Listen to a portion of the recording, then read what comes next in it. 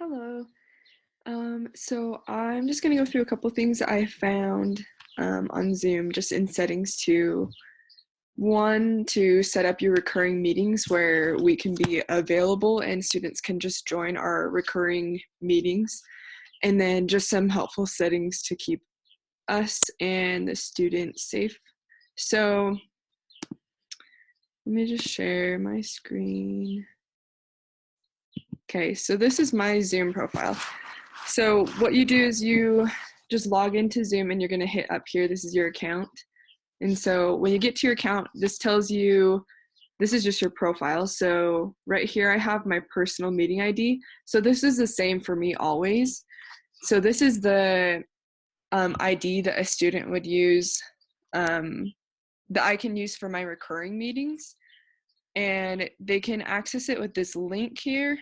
Or even if you just type in zoom.us/j/ this code right here without the dashes, so just this much, then that can also get you there.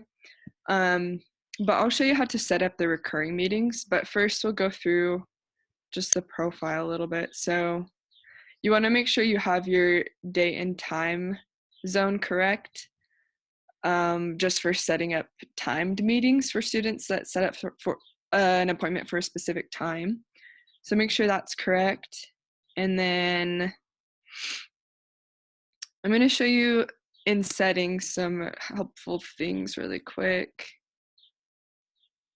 So if you go to your settings, it's split up into your meetings, recordings, and telephone. And telephone isn't super useful, I don't think, since we mostly just do the video meetings. But under meetings, there's a couple things that I went through that are saved automatically as your settings that I changed. So for example, scheduling the meetings, automatically it has the host and participant video off. So I went through and changed those so that the host and participant videos are automatically on whenever you start a meeting. And then if you go down, these are just saying that passwords are required. And then you can change your password. So what I did is I changed mine to Gear Up right here. And then in the invitation that you send to the student, it tells them the password as well. But if you go down, let's see. So screen sharing is super important because we talked in our meeting today about having only the host available to share their screen. So if you click host only here and save, then that means that none of the students can share their screen. And then you can also go down to the whiteboard. And so while you're sharing your screen, it'll record and save your work on your whiteboard, but you can also auto save the whiteboard content when the sharing is stopped. Just that could be helpful for students at least. And then I think there was one more. I wrote it down. And then you can also auto save chats. Let me see where that one was. Yeah, right here. So you can auto save chats, which means like the chats within Zoom that happen, you can save those, which I think would probably be helpful as far as just like having everything saved. So that's pretty much all in the settings for meetings. And then recording. So if you click on the automatic recording here, then you don't have to worry about starting a recording when you start a meeting. So this will automatically start recording as soon as you start the meeting. And then you can also show a recording disclaimer. So that can just tell the participants that you're recording, even though when they sign up through Zoom, it tells them that recording is determined by the host. And then, let's see, then if you go over to meetings, so this is where I can schedule a specific meeting. So if I have a student go onto my calendar and say they want a meeting with me on Wednesday at 10, then I can go here and say I want to do tutoring Wednesday at 10, so I can go and set the specific time. Then you'll get a reminder on, let's see. you'll get a reminder through Outlook. That's happened the few times I've done it so far. And then you can set the duration as well. And this would just be a one-time meeting. And then this will be a different ID number than your personal ID.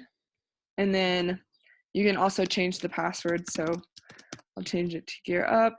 And then you make sure your settings are how you want them with the video and audio. And then you want to make sure you enable the waiting room. That's what Helen talked about today. This means that when a student goes to your meeting, that they don't automatically join the meeting and that you have to let them into the meeting. So what that looks like from the host's end is down on the manage participants, it'll go orange or yellow. Then you click on it and then allow the student to come into the meeting. And then this again records automatically. So then you click save and then that's in your calendar. You can add it to your Google Calendar so that like other students could see that you already have an appointment, and then it'll also remind you as well if you do that.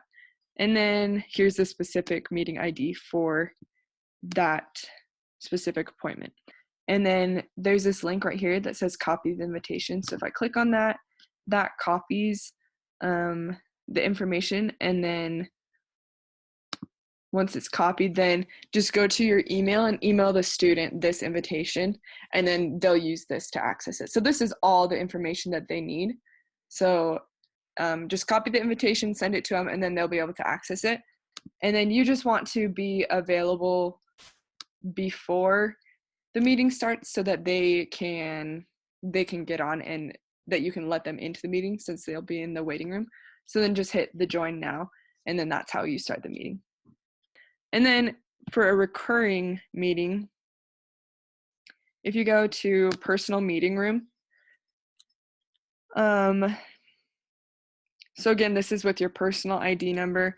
What you can do is set a recurring time. So if you go to time and add to Google Calendar, this will take me to sign into my UVU email, and then will allow me to set up specific times. So let's say I want to just be online available every Tuesday and Thursday from like 12 to noon. So you can title it, then I can set up my times from, let's say, yeah, let's do 12 p.m. to 2 p.m. And then I can go and change it to a repeating event. So if I hit custom, then I go Tuesday, Thursday, repeat every week, and then I can just end it at the end of May. So it'll automatically end on that last Thursday of May. And then I can save that. And then you can see now when a student goes and clicks on my link, they can see the times that I'm available to set up a specific time. They can still click on that and sign up for it with on the appointment page. And then you also will be able to see my online hours as well. This has the link so that they can, actually let me double check and make sure it looks the same from the page they see. Yeah, so then they'll see these are specific slots they can sign up for, and then they can just copy this link here. And it tells you here that the password is Gear Up, so they have the password, and you can also like email the students the password just because they might not see it there. But this way they can just copy this link anytime during 12 to 2 p.m. on Tuesdays and Thursdays. I'll be online during that time, and then they can just join the meeting. And then the only other thing I think, let's see. Yeah, the only other thing is when you are in your meeting, if you go to your settings, you can go through like your video settings. Let's see, I gotta share that too.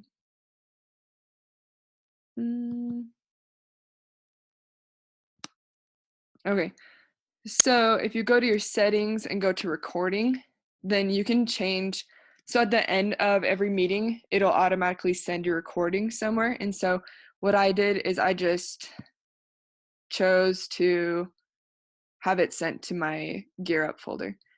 So you can create a folder, send it to your Gear Up folder, and then from there you can access the previous recordings. And then you want to make sure that you're recording during screen sharing as well. And I think that's pretty much it. There's some other settings that you can look at, but nothing as important. And then just a really helpful feature is the whiteboard. So this, oops, get rid of that. So this is good. Like I was using this with a student for working with geometry because you can use text. That's a lot easier than writing. But then I can draw like triangles as well. So this is a useful tool if you don't use your whiteboard that you have. Yeah, so that's pretty much all that I have found. Thanks.